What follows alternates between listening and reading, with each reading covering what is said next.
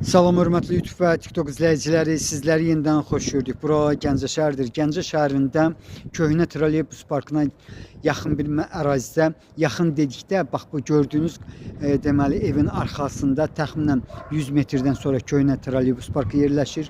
Bax belə bir 4 sot torpaq sahəsi satılır. Qiyməti 58 min manatdır. Qiymətində mütləq razılaşma olmalıdır. Ölçüsü 18 yarımın 21.60-adır. Bax bu küçədə deməli işıq, qaz, su xətlərini görmək mümkündür. Üç tərəfdən gördüyünüz kimi barısı var. İndi isə bax bu istiqamətdə isə Gəncə şəhər stadionu yerləşir.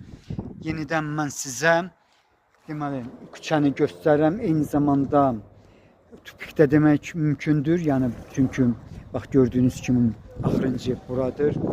Bax yenidən torpaq sahəsinin ərazisini göstərirəm. Qiyməti 58 min manatdır. Qiymətində mütləq razılaşma olmalıdır.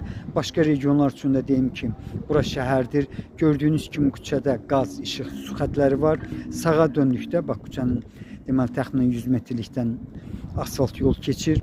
Sağa döndükdə 30-40 metrdən sonra Atatürk prospektində yerləşən Svetofor, yəni dəmir yol vağzalına gedən, eyni zamanda Gəncə deməli şəhər stadionuna gedən mərkəzi yoldur.